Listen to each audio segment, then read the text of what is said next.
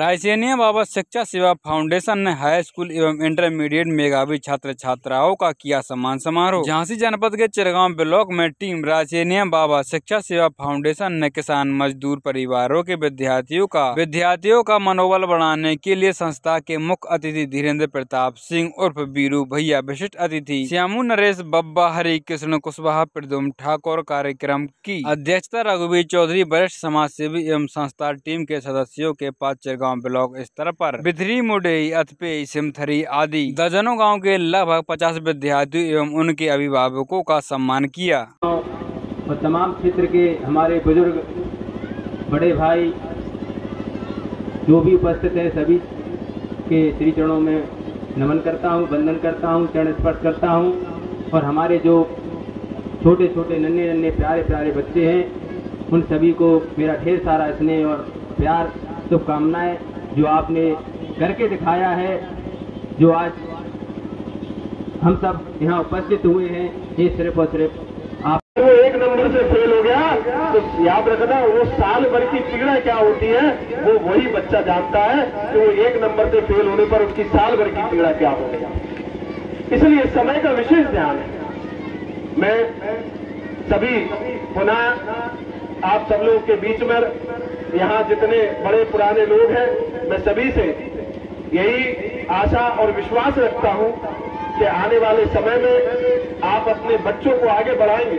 और वो अनुभव जो आज बेटा बेटियों में फर्क महसूस करते हैं उनके लिए भी ये चेतावनी है कि याद रखना, आज कोई भी काम ऐसा नहीं है जो बेटी ना करती हो।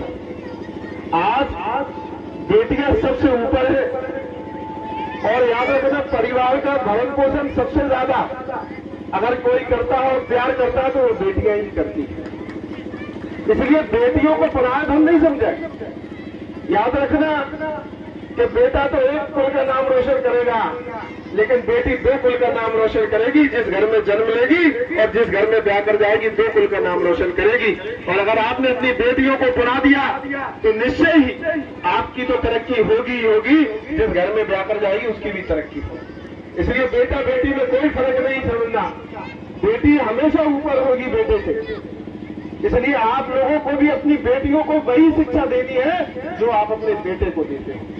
अगर आपने वो शिक्षा अपनी बेटे के बराबर बेटी को दे दी तो निश्चय ही बेटी भी वो करके दिखाएगी जो आपने कभी सोचा नहीं होगा। इसलिए समान अधिकार देकर मैं यही गुजारिश करता हूं सभी लोगों से कि आने वाले समय में आप सब लोग इस पूरी टीम का भी सहयोग करोगे, अपने बेटा बेटियों को भी अच्छी तरीके से आगे लेके जाओगे। और इस मंच से मैं भी आपको ये भरोसा दिलाता हूं कि जहां आपको हमारी जरूरत पड़ेगी, जिस काबिल आपने इस भाई इस बेटे को बनाया है, उस काबिल इस भाई इस बेटे की जहां जरूरत आप लोगों को पड़ेगी, हमारे बच्चों को पड़ेगी, हमारे माता पिता को पड़ेगी, चाहे वो किसी भी क्षेत्र में हो, जो मेरे पास अधिकार है, जिस काबिल में हूं उस काबिल आप लोगों की मदद करने का काम करूंगा, आप लोगों के बीच में आने का काम करूंगा। आपको कभी पीठ नहीं दिखाऊंगा, ये मैं आपको भरोसा दिलाता हूं, विश्वास दिलाता हूं।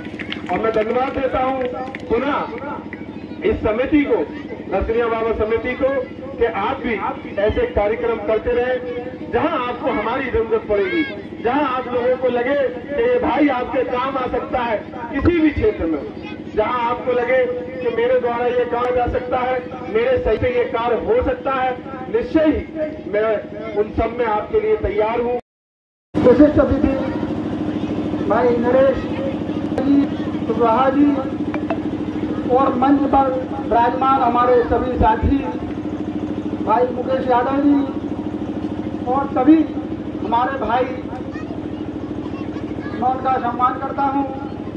और आज इस गांव में जो हमें आने का मौका प्राप्त हुआ है और आज ये बाबा साहब फाउंडेशन के माध्यम से जो कार्यक्रम आयोजित किया गया है, तो ये कार्यक्रम देख के मुझे बहुत अच्छा महसूस हुआ है, क्योंकि हम इस प्रकार के कार्यक्रम मैं भी करता रहता हूँ। और यहाँ पे उपस्थित सभी बुजुर्ग साथी सभी को मैं प्रणाम करता हूँ, बच्चों को मैं ढेर सारा प्यार देता हूँ। मैं इस मौके पर एक बात कहना चाहता हूँ,